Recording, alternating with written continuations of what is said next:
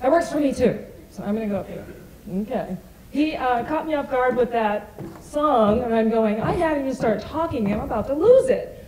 But that's what's so beautiful about this experience, the grieve to honor. It's okay to go into the emotion. This is Kiva. Kiva's my daughter.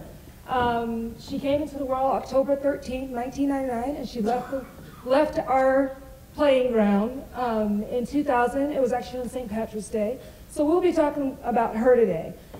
Kiva likes to participate in all the events that I participate in and that I facilitate. She's made that very, very clear. She has no problem with speaking her mind.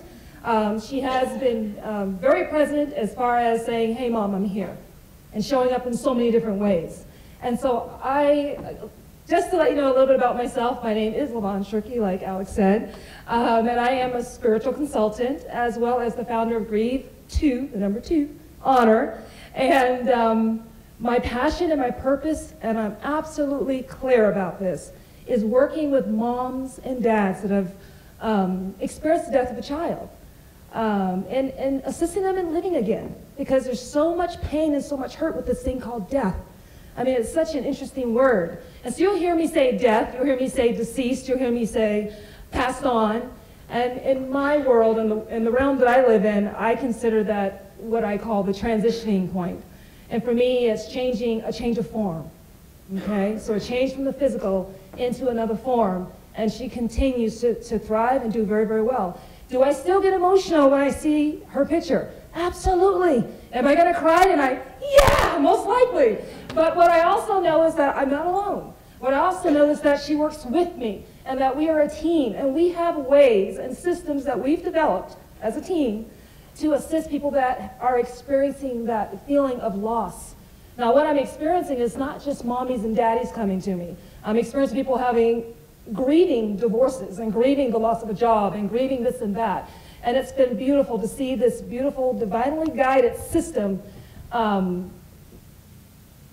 go to work. I mean, it's just beautiful, because if I could paint a picture for you, it's always a picture that she shows me. So I'm always seeing pictures and beautiful, so it's beautiful colors, people. So it's a great experience. A little bit about Kiva. She came in 3 weeks early.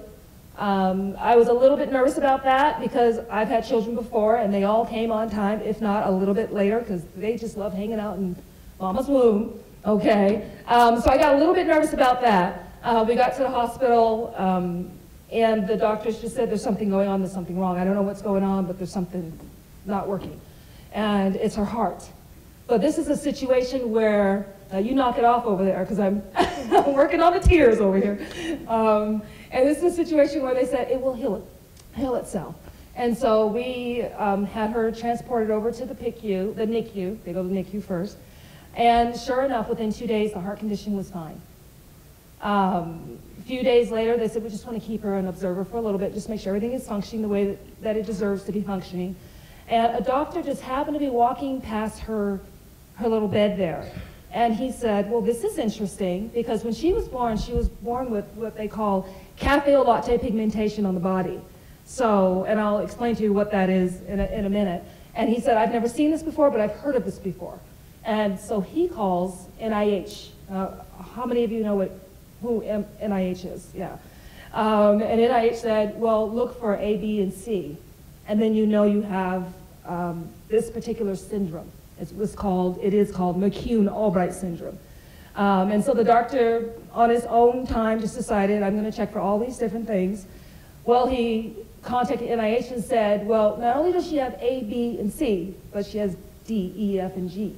And they said, oh my gosh. And in that moment, she became their case study.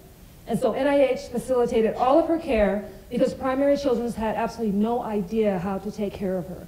Now, I'm not a doctor, but what I was told is that it was something genetic. They said it was a cosmic happening, that I would never, ever have a child like this ever again. You know, they said, we don't even know how you got this one. And so it's 2 sets of cells, and the cafe au latte pigmentation, what it was doing is it was identifying itself, the different cells that were identifying itself. And what basically took place was that her entire endocrine system, so her adrenals, you know, the split, I mean, just all of her endocrine system was shutting down. And they said chances of her having a very healthy life is slim to none. Well, you know, I'm a woman from Boston. I'm from the East Coast. We don't take no, we don't take, it's not gonna work very well. Well, let's put a black woman on top of it and from the East Coast, and you're gonna tell me that most likely my child is not going to survive and that she's not going to be well. And then you're taking someone from, you know, well, I believe in God, and God's gonna do a healing on this child.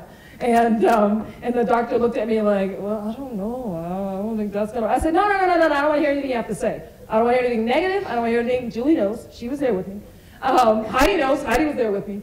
And I just said, no, she is going to be healed. I mean, I've done energy work throughout my entire life. I was the woman on the top of the stairs screaming at everybody about God and the world and where they're going if they don't get their lives straight. And I've since repented. I've since repented.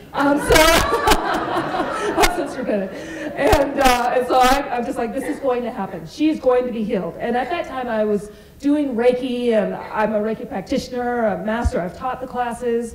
I've done a lot of different things, and that's a whole other story. And I just remember just believing that she would be made whole and that everything was going to be okay. And then it began, the visitations. And I remember one night, she had been in and out of the hospitals quite a bit because they couldn't figure out what to do with her. And they still didn't realize that her endocrine system was shutting down. So the adrenal glands would produce too much cortisol, which created osteopenia, which created brittle bones, which created, you see. So it slowly but surely things were shutting down. And as this was taking place, something just said to me, we need to rethink this. We need to look at this. Are we more humane to our animals than we are to our children? And she, at this point, had already been on life support 3 separate times. Okay, so she's living on life support now. And I'm in the bed, and about 1 o'clock, 2 o'clock, you know, they like to visit, our little spirited friends like to visit between the hours of 1 and 4 a.m. So at about 2 a.m., I'm sleeping. My room is illuminated. They are gathering. They're ready to have a dialogue and a conversation with me. And all I heard was, we honor you. We honor the faith that you have.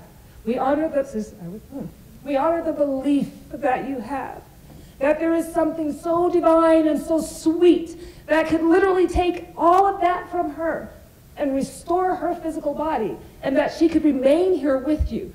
We honor that. But we are here to tell you, she is going to leave. And I thought, you know, in that moment I'm crying, I'm a mess.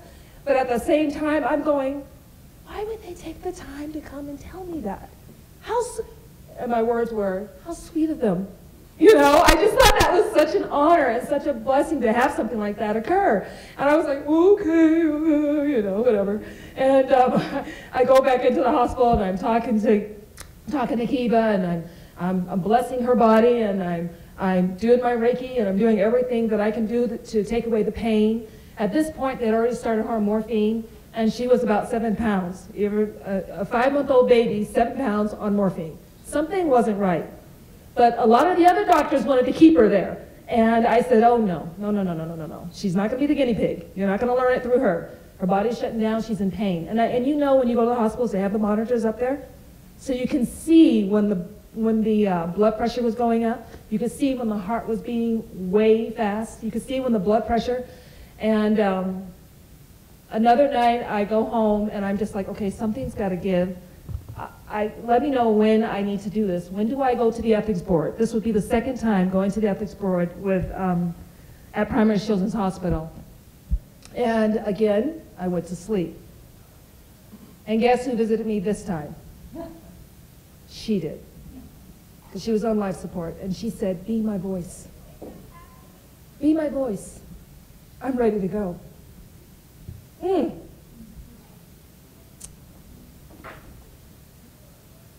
to hear your child clear as day, and to feel her. And it's so amazing because I know her. I mean, I know when she's present. I know when because that heart just goes kaboom. And I feel it, and I know it. And in that moment, I said, oh, okay. And I got up that morning, and I put on a suit. Can you tell I like suits? East Coast. No. And I went up there, and I says, I need to meet with the ethics board. It's time to let her go. Well, lo and behold, I go to the board, and the nurses are there. The doctor is there. I didn't ask anyone to be there. It was like a fine-tuned symphony. Like everything was divinely orchestrated. Everything was an absolute, it was that time. It was that divine timing that it was time for her to go. And they said, we are here because we have so many parents that want to pull the plug so quick because they get stressed, they get worried, they get confused, and they want to take their children off the life support. And she says, but if Lavonne says that Kiva is ready to go, then Kiva is ready to go. She has, and here is the medical profession saying to, I guess, the corporate guys, or whoever these people are on the ethics board, if she says it's so, then it's so. We need to support her in that. And that's when I know in that moment I'm doing the right thing. I'm making the right choice. And so slowly but surely, we decided we're going to take her off life support, took her off all the medications. She was on 17 medications that were suppressing the issue, not curing the issue. And I got to hold her for an hour. And that hour felt like 5 minutes. But let me tell you, one of the most beautiful experiences of my life, being conscious of her last 3 deep breaths. And in that moment of holding her, I experienced all of heaven. I experienced all that is divine and lovely. I experienced God in that moment and in that experience. And it was the most beautiful experience because as soon as she gave up the ghost, as soon as she gave up that 3rd breath, I was holding her like this, and I could feel her leave the crown of her head and stand beside me. And anyone is like, I don't need anyone to validate that. You can't make up that. You can't make up that experience. It's just how it is. And she's standing right there, tall as can be. Not the child, just this energy. It's just tall as can be. And I remember packing up her things and going out and going to the elevator. And my friend was with me, and we got into the elevator, and all of a sudden I heard, wait for me, I'm coming with you. And my friend didn't say anything, and we're both kind of standing there in the elevator, and she's looking over at me, I'm looking at her, and she said, did you hear that? I said, yeah. You know, and during the whole process of the burial, everything, the experience, she has been a constant companion. And there was that time and season where I felt where she shifted and she left. And she did what I like to call, I call it highly spirited education. Like she's continuing and continuing and continuing. And the next time that I connected with her, she was letting me know that she was working with children and showing them how to transition and how to transition in smooth types of ways. Because she said, honestly, our technology is so advanced, it's hard to sneak away at night because the alarms go off. And that's true, and her alarm kept going off. So the purpose of me telling you this story is that when all was said and done, I'm considered to be the powerhouse. I was the one making sure everybody was okay. Well, Mom is okay, so you should be okay, but let's make sure everybody's okay. And I remember one day walking into my house, and it felt like someone kicked me from underneath my legs, and I landed flat on my back. And there's actually a name for this. And I can't remember what the name is, but that is when you are holding the energy of your grief, it will knock you off your feet. Literally, it will get your attention. And it was in those moments that she began to come to me and say, okay, now Mom, this is a system. I'm going to show you how to take care of yourself because you're really hurting yourself. Okay? So the purpose of Grieve to Honor is to really work with people and show them that there are healthy ways of grieving. People say there's not a right or wrong way. I have seen some wrong ways. Okay? I have seen some wrong ways. And it's one of those things where right action serves a purpose. And I've seen people hurt themselves. I've seen people take themselves out.